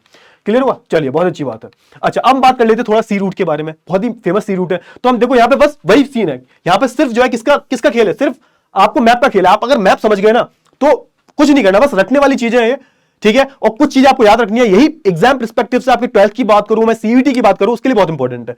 अगर मैं नॉर्थ अटलांटिक सी की बात करूं, नॉर्थ अटलांटिक सी की बात करूं, तो इसमें हम क्या करेंगे, तो आप देखोगे नॉर्थ ईस्टर्न यूएसए की हम बात करें। नॉर्थ ईस्टर्न यूएसए मतलब तो आपको यूएसए कहां दिख रहा है, तो देखो ये हमारा क्या, ये हमारा नॉर्थ वाला पार्ट है। देखो ये क्या है हमारा, देखो ध्यान से देखो, फटाफट से देखो, ये देखो ये हमारा पूरे एशिया वाला पार्ट है। ये हमारा कौन सा पार्ट है, ये हमारा अफ्रीका वाला पार्ट है, ठीक है। ये क्या है, ये हमारा नॉर्थ अमेरिका है और ये साउथ अमेरिका है। किधर हुआ? अब यहां पे ध्यान से पढ़ो, क्या नॉर्थ ईस्टर्न यूएसए जो है, नॉर्थ ईस्टर्न मतलब यहां पर इसकी बात हो रही है, नॉर्थ ईस्टर्न यूएसए, ये हमारा नॉर्थ वाला पार्ट, नॉर्थ ईस्टर्न यूएसए यहां की बात हो रही है, ठीक है।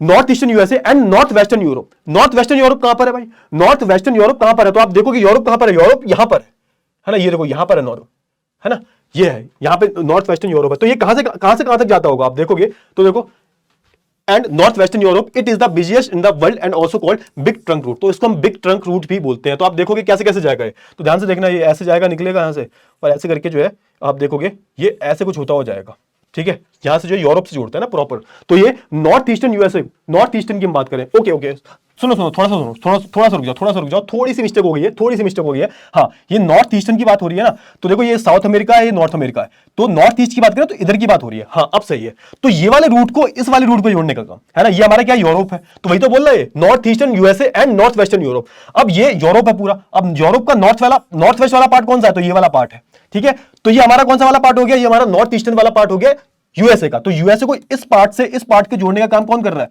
तो वो नॉर्थ अटलांटिक सी रूट करता है। क्लियर हुआ? इस पार्ट को, यानी कि ये वाला नॉर्थ वेस्ट वाला पार्ट है, इस पार्ट को इस पार्ट से जोड़ने का काम, यूरोप से जोड़ने का काम ये हमारा नॉर्थ अटलांटिक सी रूट करता है, ठीक है। क्लियर हुआ? चलिए अब बात कर लेते हैं मेडिटेरियन इंडियन ओशन सी रूट के बारे में। अच्छा, ये बहुत इंपॉर्टेंट है। अच्छा, मेडिटेरियन सी की हम बात करें तो कहां है मेडिटेरियन सी, तो आप देखोगे आपको थोड़ा सा दिख जाएगा मेडिटेरियन सी, हाँ ये देखो, ध्यान से देखो फटाफट से, है ना, ध्यान से देखो, ये हमारा इंडिया है। मेडिटेरियन सी तो लाया तो था मैं, हाँ देखो ध्यान से देखो, फटाफट से देखो, जल्दी से देखो, हाँ ये देखो, ये हमारा क्या है, ये हमारा इंडिया है, ठीक है, ये हमारा पूरा यूरोप है, ये हमारा क्या है, ये वाला पार्ट है, ये वाला जो पार्ट है, ये वाला क्या पार्ट है, ये वाला मेडिटेरियन सी का पार्ट है, ये वाला रेड सी का पार्ट है। ठीक है, अब यहां से जो भी ट्रेड जा रहा है ना, तो यहां पे स्विस कैनल बनी हुई है, इसके थ्रू जो है यहां पर पूरा जो है ट्रेड कनेक्ट होता है। पहले अंग्रेजों के टाइम पर जो है इन्होंने एक नया ट्रेड निकाला था, ऐसे करके जाया करते थे, लेकिन वैसे हम देखें सबसे एफिशिएंट वाला ट्रेड कौन सा है, तो ये देखो कहां से जाते हैं, मेडिटेरियन सी से होते हुए जाते हैं, रेड सी से होते हुए जाते हैं, बीच में स्विस कैनल आती है, उसको कनेक्ट कर देती है और सीधा जो है इंडिया से आके लगते हैं। बाकी इंडिया से फिर ये इधर वाले पार्ट में जो हमारा ये जो साउथ ईस्ट वाला एशिया है ना, south East Asia, east Asia की हम बात करें तो यहां जाने का काम यही रूट करता है। तो ये बहुत इंपॉर्टेंट रूट है, और इस रूट की अगर हम बात करें ना, तो ये एशिया को यूरोप से जोड़ने का काम करता है, मतलब ये ईस्ट को वेस्ट से जोड़ने का काम करता है।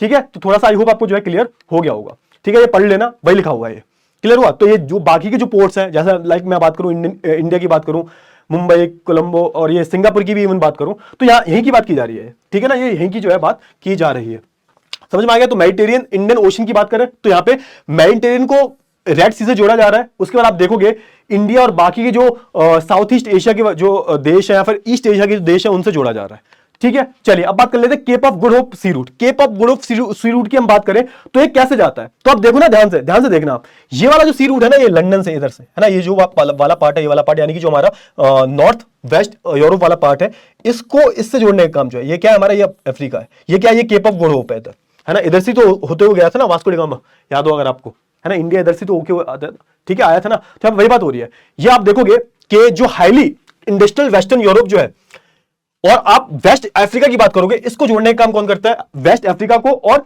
जो हाईली इंडस्ट्रियलाइज्ड जो वेस्टर्न यूरोप है, यानी कि इस वाले पार्ट की बात हो रही है ना, इसको जोड़ने का काम कौन करता है, इसको जोड़ने का काम हमारा, थोड़ा पेन को, हाँ अब सही है ना, ये वाले पार्ट को, है ना, ये वाले जो पार्ट है, ये वाला जो पार्ट देखोगे ना आप, देखो हाँ ये वाला जो रूट है इधर से, है ना, वेस्ट, ये क्या है हमारा वेस्ट यूरोप है, और ये क्या है हमारा, ये पूरा हमारा ये वाला पार्ट कौन सा है, ये वाला पार्ट हमारा पूरा वेस्ट अफ्रीका का है। इसको जोड़ने का काम हमारा Cape of Good Hope route करता है। ठीक है, क्लियर हुआ। चलिए अच्छा अब देखोगे, अब देखो Europe region with West Africa, South Africa, South East Asia and commercial agriculture and life stock economies of Australia and New Zealand, the volume of trade and traffic between the both east and west Africa is on the increase due to the development of the rich natural resources such as gold, diamond। तो आप देखोगे over the period of time आप देखोगे कि यहाँ पे काफी अच्छा खासा जो है यहाँ पर आपको इंक्रीज देखने को मिलेगा, है ना। तो यहाँ से होते हुए फिर आगे भी निकल जाते हैं, है ना, केप ऑफ गुड होप से लेके फिर ये आगे भी निकल जाते हैं। फिर आगे किसकी बात की जा रही है यहाँ पर, आगे आप देखोगे ये जो हमारा साउथ अफ्रीका हो गया, है ना, साउथ ईस्ट एशिया हो गया, तो देखो यहाँ से ट्रेड ऐसा भी होके जाता है, यहाँ से सीधे सीधे जा रहे हैं केप ऑफ से होते हुए फिर इधर साइड निकल जाएंगे, इधर साइड हमारा इंडिया भी आ जाएगा, साउथ ईस्ट एशिया भी आ जाएगा, फिर आगे आप देखोगे, है ना, आगे आप देखोगे ये ऑस्ट्रेलिया और न्यूजीलैंड वगैरह भी आ जाएंगे। तो ये इस रूट से होते हुए जाते हैं। ठीक है, क्लियर हुआ। चलिए बहुत अच्छी बात है। अच्छा द नॉर्थ पैसिफिक रूट की अगर मैं बात करूं, नॉर्थ पैसिफिक सी रूट की बात करूं, तो ये किसकी बात हो रही है बेसिकली, तो आप देखोगे हमारा ये इसकी बात हो रही है, पैसिफिक ओशन पूरा ये है, पूरा ये पैसिफिक ओशन है, इस रूट की बात की जा रही है। अब इसको भी हमने दो पार्ट में बांट लिया, ये नॉर्थ वाला पार्ट है और ये साउथ वाला पार्ट है। ठीक है, ये पूरा पैसिफिक ओशन है, इसको हमने नॉर्थ और साउथ में बांट लिया, उसकी बात की जा रही है। The trade across the vast Pacific ocean moves by several routes which covers the Honolulu, the direct route on the great circle like Vancouver and Yokohama and reduce the travelling distance of the 2424 kilometre. तो किसकी बात हो रही है, north Pacific सी की बात हो रही है। तो आप देखोगे ना थोड़ा सा, ये देखो ध्यान से, है ना, ये देखो ये क्या है हमारा, ये हमारा नॉर्थ अमेरिका है, ये हमारा साउथ अमेरिका है। क्लियर हुआ। अब यहाँ पे अगर आप आओगे थोड़ा सा देखोगे ना ध्यान से, ये देखो ये हुकोनामा की हम बात करें, ये क्या है हमारा, ये हमारा पूरा जो है कौन सा रीजन है हमारा पूरा, ये हमारा पूरा जो है ईस्ट एशिया वाला रीजन है। याद करो थोड़ा सा, इसको ठीक उल्टा कर दिया हमने मैप को। ठीक है, तो देखो ये पूरा जो है योकोहामा वाला रीजन जो है ना, ये पूरा सिंगापुर जो है, इसको जोड़ने का काम किसका है भाई, तो हमारा ये नॉर्थ पैसिफिक ओशन वाला जो रूट है, ये पूरा जो है ऐसे जुड़ा हुआ है। या फिर आप बोल सकते हो, ये देखो ये क्या है, ये कनाडा है हमारा, ये हमारा कनाडा है ना। वैनकोर नाम की जो यहाँ पे जगह है, शहर जो है, यहाँ से निकले ये ऐसे गए योकोहामा आ गए, है ना, फिर संगलाल आ गए, फिर यहाँ पे हांगकांग आ गया, हांगकांग से फिर आगे निकले तो थोड़ा यहाँ पे सिंगापुर आ गया। तो ये कौन सा रूट है हमारा, तो आप देखोगे ये हमारा नॉर्थ पैसिफिक ओशन का रूट है। ठीक है, क्लियर हुआ। चलिए बहुत अच्छी बात है। ठीक है, और यहां पे आप देखोगे कहीं ना कहीं ये इसको ये नॉर्थ अमेरिका से भी जोड़ने का ये काम करता है। इधर से जाके आप देखोगे ये नॉर्थ अमेरिका से भी इसको जोड़ने का काम कर रहा है। देखो क्लियर हुआ ना, ये देखो इधर से इधर जाके आप सैन फ्रांसिस्को में आ जाओगे, तो ये कहीं ना कहीं आप देखोगे एक तरह का जो है पूरा नॉर्थ अमेरिका को इधर साइड से जो है जोड़ने का काम भी कर रहा है। क्लियर हुआ। चलिए बहुत अच्छी बात है। और देखोगे यहाँ पे इसने जो है पूरा जो ट्रेड डिस्टेंस जो है कितना कम कर दिया, तो आप देखोगे आधा कम कर दिया, 2480 किलोमीटर, सिर्फ इतना आपको जो है कवर करना पड़ता है, आधा डिस्टेंस जो है इसने कवर कर दिया इस रूट से।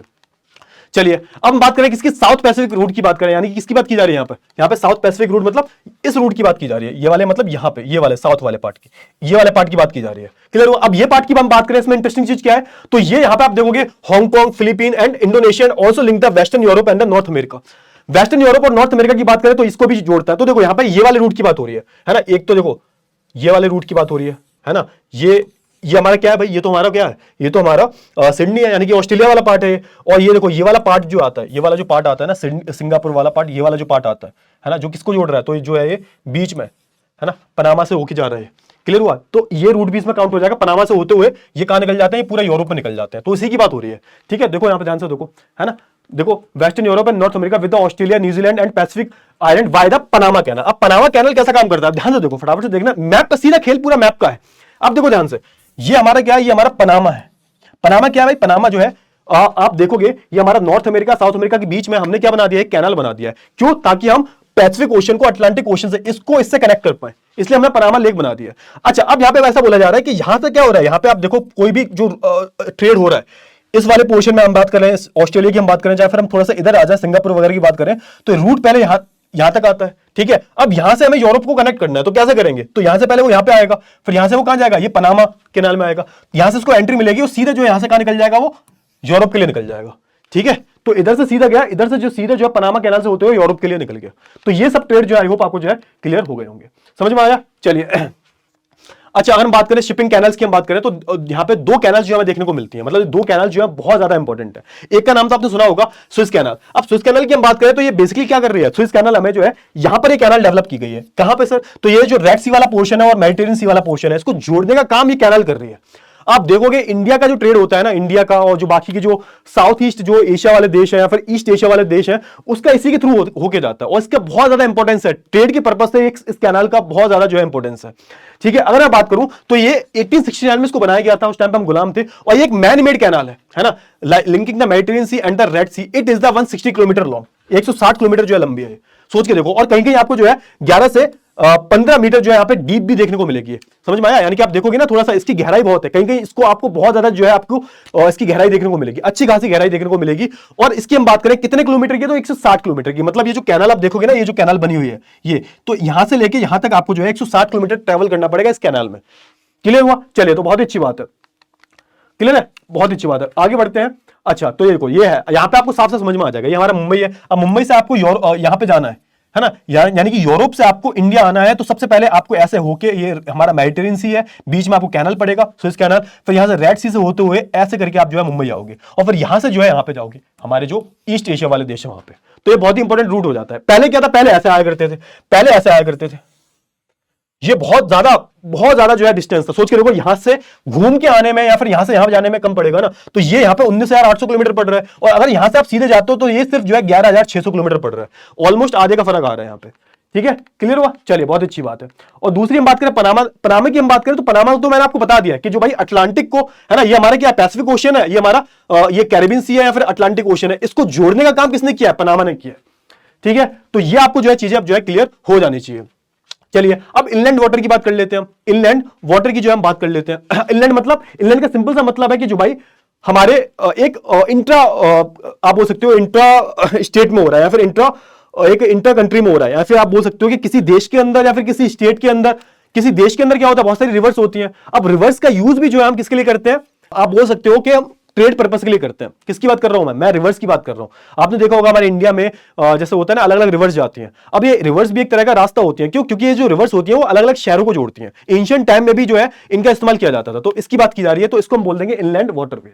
क्लियर हुआ? हाँ या ना? फटाफट से बताओ, जल्दी से बताओ, फटाफट से बताओ। क्लियर हुआ? इतनी चीजें लाइव वाली फीलिंग दे रहा हूं पूरी, समझ में आया? चलिए, बहुत ही अच्छी बात है। तो हम बात कर लेते हैं अलग अलग इनलैंड वाटरवेज की। अब देखो, ये बहुत सारी चीजें मैंने आपको ऑलरेडी बता दी हैं। ठीक है, इनलैंड वाटरवेज की हम बात करें तो बहुत सारी चीजें मैंने आपको बता दी हैं। आपको अब करना क्या है, आपको खुद से जो यहाँ पे देखना है। जैसे हम बात करें रिवरराइन, है ना, रिहाइन वाटरवेज की, है ना, मैं करूँ रिवरराइन, रिहाइन वाटरवेज की अगर मैं बात करूं तो ये भी क्या एक वाटरवेज है। अब कहां की बात हो रही है बेसिकली, तो आप देखोगे ये किन किन एरिया को कनेक्ट करती है, तो ये लिंक करती है हमारे स्विट्जरलैंड को, जर्मनी को, फ्रांस को, बेल्जियम को और द नीदरलैंड। अब क्योंकि पूरा यूरोप जुड़ा हुआ है ना, तो अब ये रिवर जो है कहां से होती हुई जा रही है, तो Switzerland, Germany, France, Belgium, Netherlands, है ना, इनसे होती हुई जा रही है ना, with the North Atlantic sea route this river Rhine flow through the Germany and Netherlands. तो आप देखोगे ना ये पूरी कहां से कहां तक बहती है, तो आप देखोगे जर्मनी से नीदरलैंड तक जो है ये बहते हो जाती है। तो देखो ध्यान से देखो फटाफट से, है ना, ध्यान से देखो फटाफट से, यहां से शुरू हो रही है वो करीबन आप देखोगे यहाँ पे नॉर्थ अटलांटिक को जोड़ी, इधर से आके जो है ऐसे जाती है यहाँ पे, है ना, स्विट्जरलैंड से शुरू होती है। देखो यहाँ पे, ये देखो ये जा रही है जा रही है जा रही है जा रही है, यहाँ तक जो है पूरी रिवर जाती है। आप सोच के देखो किस लेवल का जो है ट्रेड होता होगा यहाँ पे, ठीक है। तो एक मैंने आपको बता दिया, आप देखोगे थोड़ा सा आपको जो है यहाँ पर अच्छे से क्लियर हो जाएगा। क्लियर हुआ, चलिए अच्छा, तो ये सारी चीजें क्लियर हुई। अच्छा, यहाँ पे एक चीज और दे रखी है, ये ना एक रिच कोल फील्ड है जिसका नाम है, ये देखो यही नाम याद क्लियर करो क्योंकि ये जो नाम है ये एग्जाम में आ जाते हैं, है ना। तो जो हमारा डसेल्डोर्फ जो एक बहुत बड़ा कोल फील्ड जो है यहां से होती हुई रिवर जाती है, तो ऑब्वियस सी बात है ये पोर्ट की तरह भी काम करता है ना। तो यहाँ पे देखोगे यहाँ पे बहुत सारा कोल जो है वो भी ट्रेड होता है इन रास्तों से। चलिए बहुत अच्छी बात है।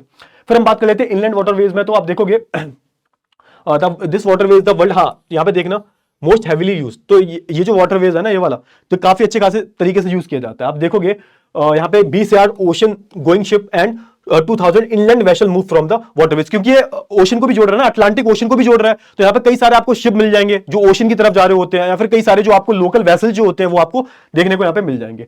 फिर ऐसे यहाँ पे आपको जो अलग अलग जो वाटरवेज है वो आपको देखने को मिलेंगे। फॉर एग्जांपल डैन्यूब की हम बात करें, डैन्यूब वाटरवेज की हम बात करें, तो ये आपको देखो ईस्टर्न यूरोप में देखने को मिल जाएगा वाटरवेज, है ना, ईस्टर्न यूरोप की हम बात कर रहे हैं। चलिए ठीक है, फिर हम बात करें किसके बारे में, वोल्गा वाटरवे की बात करें। तो वोल्गा वाटरवे कहां पर है, तो ये आपको जो है कहां देखने को मिल जाएगा, रशिया में देखने को मिल जाएगा, करीबन जो 11,200 किलोमीटर का है। और हम बात करें किसकी, Great Lake Saint Lawrence seaway की बात करें, तो ये कहां पर देखने को मिलेगा आपको, तो ये आपको देखने को मिलेगा नॉर्थ अमेरिका में। क्लियर हुआ, क्लियर हुआ ना, ठीक है। तो ये बड़ी बड़ी जो नहरें हैं ना, ह्यूरोन और इरिस और ऑन्टेरियो, इनसे जाके जो है आप देखोगे ये कैनाल जो है, ये कैनाल्स जो होती हुई जाती है and Welland canal to form an inland waterways. तो ये जो बड़ी बड़ी कैनाल है ना, ह्यूरोन्स की बात करें, ऑन्टेरियो की हम बात करें, वेलेंट कैनाल्स की हम बात करें, तो इनसे होते हुए जो है पूरा जो है रास्ता जो है आपको देखने को मिलेगा, पूरा जो है इनलैंड बना लेती है ये, ठीक है। क्लियर हुआ, चलिए बहुत अच्छी बात है। अब हाँ, ये भी आप देखोगे कि ये जो बाद में जो रिवर्स जो है ना, ये जाके कहां मिल जाती है, समुद्र में मिल जाती है। तो एक अच्छा खासा जो है यहाँ पे वाटरवेज आपको देखने को मिल जाएगा। थोड़ा सा पढ़ लेना, आपको समझ में आ जाएगा। इनके नाम जो है थोड़े से याद कर लेना, मेन इसमें प्रॉब्लम पता है क्या, नाम याद करने में आती है। क्लियर हुआ, चलिए बहुत अच्छी बात है। अब फिर हम बात करें मिसिसिपी वाटरवे की बात करें, है ना, ये इसकी अगर हम बात करें तो ये कहां मिलेगी आपको, तो ये गल्फ ऑफ मैक्सिको में मिलेगी, है ना, गल्फ ऑफ मैक्सिको। गल्फ का मतलब पता है ना आपको, गल्फ का मतलब क्या होता है, जैसे मान के चलो टू वाटर बॉडीज है ना, टू वाटर बॉडीज है, उनके अंदर पानी पेनिट्रेट करता है ना, दो एक लैंड वाटर बॉडीज के अंदर दो वाटर बॉडीज हैं, उनके अंदर जब एक वाटर बॉडीज पेनिट्रेट करती है अंदर, तो उसको क्या बोल देते हैं, गल्फ बोल देते हैं। तो गल्फ ऑफ मैक्सिको की हम बात करें तो देखो ये हमारा पूरा जो है गल्फ ऑफ मैक्सिको है, ठीक है। यहाँ पे क्या, यहाँ पे पानी पेनिट्रेट कर रहा है अंदर, ये क्या है, गल्फ ऑफ मैक्सिको, क्योंकि पानी अंदर जा रहा है, देखो ध्यान से पानी अंदर जा रहा है ना, ये दो लैंड बॉडीज है, इनके अंदर पानी घुस रहा है, तो ये गल्फ ऑफ मैक्सिको जो है। अब यहां से देखोगे, यहां से पूरी रिवर निकलते हुए गई है, देखो यहां से पूरी रिवर जो है ये निकली हुई है ना। अब ये रिवर जो है जाके कहां बह जाती है, गल्फ ऑफ मैक्सिको में जाके बह जाती है। अब देखोगे यहां से जो अच्छा खासा ट्रेड जो है देखने को मिलता है, इसको हम क्या बोल देते हैं, इसको हम बोल देते हैं मिसिसिपी वाटरवे। क्लियर हुआ, चलिए तो यहाँ पे आपको लार्ज स्टीमर्स वगैरह जो है देखने को मिल जाएंगे। चलिए बहुत ही, अब बात कर लेते हैं एयर ट्रांसपोर्ट के बारे में। ये सबसे फास्टेस्ट मींस ऑफ ट्रांसपोर्ट है, प्लस वेरी कॉस्टली भी है। ऑब्वियस सी बात है, आज के टाइम पर हर कोई जो है इसको अफोर्ड नहीं कर पाता है। क्लियर हुआ, तो आप बट आप देखोगे किसी भी टेरेन में, किसी भी टेरेन की हम बात करें, चाहे वहां पे माउंटेन्स हो, चाहे वहां पे किसी भी तरह की जगह हो, किसी भी तरह की टेरेन हो, वहां पर जो है ये काम कर जाता है ना। जैसे हम बात करें एयर ट्रांसपोर्ट में बहुत सारी चीजें आती है, जैसे एरोप्लेन आ जाते हैं, हेलीकॉप्टर भी आ जाता है। तो जैसे हिली एरिया जब होती है, रेस्क्यू वगैरह किया जाता है, तो हेलीकॉप्टर्स वगैरह से ही किया जाता है। क्लियर हुआ। और यहाँ पे थोड़ा सा देखोगे एयर ट्रांसपोर्टेशन का, तो एयर ट्रांसपोर्टेशन डेवलप कहां पर हुआ है, तो ये जो डेवलप्ड कंट्रीज है ना, यहां पर आपको अच्छा खासा एयर ट्रांसपोर्टेशन डेवलप होने को दिख जाएगा as compared to the developing nation. जैसे अमेरिका की हम बात करें, यूएसए वगैरह, और ये यूरोप की अगर हम बात करें, ऑस्ट्रेलिया की बात करें, जितने भी डेवलप्ड नेशन है, यहाँ पे आपको अच्छा खासा जो है एयर ट्रांसपोर्टेशन देखने को मिलेगा। क्यों, क्योंकि यहाँ पे लोगों के पास पैसा है, खर्च करने को पैसा है, तो भैया वो जो है अच्छा खासा यूज कर लेते हैं। ठीक है, क्लियर हुआ, चलिए अच्छा, अब हम जैसे इंटरकॉन्टिनेंट एयर रूट की हम बात करें, तो आप देखोगे यूएसए नंबर 1 पर है भाई, 60% एयरवे, 60% जो एयरवेज जो है वो कहां पर है भाई, अकेले जो है यूएसए ही अपने पास रखता है। क्लियर हुआ, तो आप देख रहे हो ना अलग अलग क्या ये नोडल पॉइंट्स हैं जो कनेक्ट कर रहे हैं। ठीक है, तो आप देखोगे कितने सारे यहां पर देखने को मिलेंगे आपको, यूरोप में और प्लस यूएसए में सबसे अच्छे खासे देखने को मिलेंगे। नॉर्थ अमेरिका की बात कर रहा हूं मैं, अच्छे खासे जो आपको जो है यहाँ पर नोडल पॉइंट्स देखने को मिल जाएंगे, जो अलग अलग जगह की कनेक्टिविटी बता रहे हैं। लेकिन इधर आओगे आप थोड़ा सा एशिया साइड आओगे तो एशिया में थोड़ा सा आपको कम देखने को मिलेगा, कम कनेक्टिविटी देखने को मिलेगी। ठीक है, तो यहाँ पे भाई डिफरेंस है कि भाई जो डेवलप्ड नेशन है उनके पास अच्छा खासा देखने को मिल जाता है। पाइपलाइन की अगर हम बात करें तो देखो जो स्लरी फॉर्म में चीजें होती हैं उनको एक जगह से दूसरी जगह ले जाने के लिए जो हम पाइपलाइन का इस्तेमाल करते हैं। सिंपल सी बात है, उनको एक जगह से दूसरी जगह ले जाने के लिए जो हम किसका इस्तेमाल करते हैं, पाइपलाइन का इस्तेमाल करते हैं। ठीक है, चलिए अब सबसे बड़ा जो नेटवर्क किसके पास है तो याद रखना यूएसए के पास जो है सबसे बड़ा डेंस नेटवर्क बताया जाता है, किसका, पाइपलाइन का। यूएसए के पास जो है सबसे बड़ा डेंस नेटवर्क बताया जाता है। क्लियर हुआ? चलिए, big inch is famous pipeline. Big inch को याद कर लेना, ये कहां पर है भाई, यूएसए में। ठीक है, अब ये क्या ट्रांसपोर्ट करती है तो पेट्रोलियम की बात हो रही है यहाँ पे, है ना। यहाँ पे अच्छे खासे जो आपको देखने को मिल जाएगा Gulf of Mexico to north eastern state. तो यहाँ पे गल्फ ऑफ मैक्सिको में आपको यहाँ पे पूरी पाइपलाइन, पूरा जो इसका एक जाल जो है आपको बिछा हुआ मिलेगा, और ये कहां तक फैला हुआ है तो नॉर्थ ईस्टर्न स्टेट तक जो है फैला हुआ है। क्लियर हुआ? चलिए बात कर लेते हैं। फिर इसके अलावा आप रशिया, यूएसए, रशिया की हम बात करें, यूरोप की बात करें, वेस्ट एशिया की बात करें, इंडिया की बात कर ले इवन, तो यहाँ पे भी आपको अच्छी खासी जो है ऑयल रिफाइनरीज देखने को मिलेंगी, और यहाँ पे अच्छे खासे आपको पाइपलाइन भी देखने को मिलेंगे। ठीक है, चलिए अब बात कर लेते हैं लास्ट टॉपिक के बारे में, कम्युनिकेशन के बारे में। अच्छा, अब लॉन्ग डिस्टेंस कम्युनिकेशन की हम बात करें तो पहले की टाइम पे क्या क्या हुआ करता था, पहले के टाइम पे हम जो है टेलीग्राफ और टेलीफोन इस्तेमाल किया करते थे। ठीक है, अब जब क्या हुआ, जैसे हम बात करें टेलीग्राम की हम बात करें, टेलीग्राफ की बात करें, टेलीफोन की हम बात करें, तो ये बहुत ज्यादा ट्रेडिशनल एक टेक्नोलॉजी है, बहुत पुरानी टेक्नोलॉजी है। 19वीं सेंचुरी में जो इसका इस्तेमाल करता था, अमेरिका की हम बात करें, है ना, यूएस की हम बात करें, और हम बात करें यूरोप की, इनकी मोनोपोली हुआ करती थी टेलीग्राम में, टेलीग्राफ में। फिर क्या हुआ, धीरे धीरे जो है समय चेंज हुआ। अब आज के टाइम पर चाइना नंबर 1 पे, सबसे ज्यादा सेलफोन प्रोड्यूस कौन करता है, चाइना करता है। ठीक है, तो समय के साथ साथ आपने देखा कि यहाँ पे सेलफोन वगैरह जो है डेवलप हो गए, और रूरल एरियाज में भी कनेक्टिविटी हो गई। आज के टाइम पर आप देखोगे गांव गांव में जो है हर तरीके का आपको जो इंसान फोन लेके मिल जाएगा, है ना, रिक्शा वाला तक जो है यहाँ पे फोन चलाता है। चलिए अब आप देखोगे लेटेस्ट टेक्नोलॉजी की हम बात करें तो यहाँ पे ऑप्टिकल फाइबर्स का इस्तेमाल किया जाता है डेटा को ट्रांसफर करने के लिए। आपने देखा होगा नेट वगैरह जो है बड़े बड़े ऑप्टिकल जो फाइबर्स जो वायर होते हैं वो समुद्र के अंदर बिछे होते हैं, उसके थ्रू जो है पूरा डेटा ट्रांसफर किया जाता है, पूरा इंटरनेट वगैरह आपका ऐसे चलता है। ठीक है, इसके अलावा हम बात करें भाई आर्टिफिशियल सैटेलाइट भी आ गई है ना, आर्टिफिशियल सैटेलाइट भी आ गई है। आपने देखा होगा एलोन मस्क के बारे में आपने सुना होगा, है ना, उसकी जो स्टारलिंक कंपनी है बेसिकली क्या करती है कि आप चाहे पहाड़ों पे हो, आप चाहे जंगलों में हो, कहीं भी हो आप, है ना, उससे फर्क नहीं पड़ता। अगर आपने स्टारलिंक का जो है वाईफाई ले रखा है, आपने उनका सब्सक्रिप्शन ले रखा है, तो आप चाहे पहाड़ों पे हो, कहीं भी हो, XYZ, आपके फोन में नेटवर्क आएंगे, अच्छा नेट आएगा। क्यों? क्योंकि वो सीधे सैटेलाइट से ही आ रहा है, सीधा डेटा किससे आ रहा है, सैटेलाइट से ही आ रहा है। तो यहाँ पर ये सारी जो चीजें देखने को मिल जाती है। तो भाई देखो, समय के साथ साथ जो हमारा कम्युनिकेशन करने का तरीका है ना, एक जगह से दूसरी जगह बातें पहुंचाने का तरीका भी जो है बदला है। क्योंकि ट्रेड के लिए एक चीज जरूरी, दो चीजें जरूरी होती है, तो ट्रांसपोर्टेशन जो हमने पढ़ लिया, और दूसरा होता है कम्युनिकेशन। ठीक है, तो ये सारी चीजें हो गई। जैसे हम बात करें इंडिया में भी बहुत सारी सैटेलाइट यूज हुई है, जैसे आर्यभट्ट सैटेलाइट की हम बात करें। ठीक है, ये पहली सैटेलाइट यूज हुई थी कब, 1979 में। भास्कर की हम बात करें, रोहिणी की हम बात करें, तो अलग अलग सैटेलाइट हमने यूज की हैं। ठीक है, जैसे हम भास्कर की बात करें तो, और जैसे हम बात करें चैलेंजर की, इनसैट की हम बात करें, तो ये सैटेलाइट आप देखोगे जो लॉन्ग डिस्टेंस कम्युनिकेशन जो होता है उसको, या फिर वेदर फोरकास्टिंग के लिए जो है इसको इस्तेमाल किया जाता है। आजकल आप देखोगे ना, हर कंट्री जो अपना सैटेलाइट ऊपर भेज रहा है ताकि जो है वो उसके पास डेटा आ सके, इंफॉर्मेशन मिल सके। चलिए, इसके बाद आप देखोगे फिर इंटरनेट आ गया, है ना, तो यहां पे किसका इस्तेमाल किया गया है ना, लेटेस्ट टेक्नोलॉजी क्या इस्तेमाल किया जा रहा है, यहाँ पे साइबर स्पेस इंटरनेट का इस्तेमाल किया जा रहा है। क्लियर हुआ? अब यहाँ पे हुआ क्या, यहाँ पे होता ही है, आप देखो जैसे आपने आपके घर में राउटर वगैरह लगा होगा, है ना, एयरटेल वाले वाईफाई लगा जाते हैं, तो ये बेसिकली किसका पार्ट है, साइबर स्पेस इंटरनेट का पार्ट है, कि आपको इंस्टेंट जो आपको डेटा मिल जाएगा, इंस्टेंट आपको जो आपके फोन में जो है इंटरनेट मिल जाएगा। मोटा मोटा सिंपल सी भाषा में बताऊं तो यहाँ पे जो है इंटरनेट की बात की जा रही है ना। आप www डालो, वर्ल्ड वाइड वेब, तो आपको जो है कोई भी इंफॉर्मेशन जो है मिल जाएगी, किसी भी तरीके की कम्युनिकेशन जो है आप कर सकते हो। क्लियर हुआ? चलिए, तो यहां पर जो है इसी की बात की जा रही है, समझ में आया? तो आप देखोगे मेजॉरिटी ऑफ इंटरनेट यूजर जो है वो कहां पे मिलेंगे आपको, वो आपको डेवलप्ड नेशन में मिलेंगे, यूएसए, यूके, जर्मनी वगैरह, चाइना वगैरह। इंडिया में भी आजकल जो है आपको बहुत अच्छे से देखने को मिल जाएगा। तो यहाँ पे आप देखोगे ना, अलग ही यहाँ पर सीन चल रहा है भाई। अब देखो इंस्टाग्राम, फेसबुक, स्नैपचैट वगैरह सब लोग चला रहे हैं, और यहाँ पर आप देखोगे ई लर्निंग भी चल रही है ना। तो इसका फिजिक्स वाला तो सबसे परफेक्ट एग्जाम्पल है। ई गवर्नेंस की बात हो रही है, हर चीज जो है ऑनलाइन कर दी गई है, यूपीआई से हम पेमेंट करते हैं, तो ये सब क्या है, एक कम्युनिकेशन का ही जो है पार्ट हो जाता है। तो आजकल जब से जो है इंटरनेट आया है ना, साइबर स्पेस इंटरनेट की बात करूं, पूरा जो है मीनिंग बदल गया है यहाँ पे। ठीक है, क्लियर हुआ? तो इसी के साथ क्या हुआ भाई, इसी के साथ जो है हमारा जो ये वाला चैप्टर जो है बिल्कुल फिनिश हो गया है। क्लियर हुआ? चलिए, बहुत अच्छी बात है। तो भाई थैंक यू सो मच। तो अब हम मिलेंगे नेक्स्ट क्लास में एक नए चैप्टर के साथ। आई होप आपको ये जो चैप्टर है वो समझ में आ गया होगा। Bye bye, take care.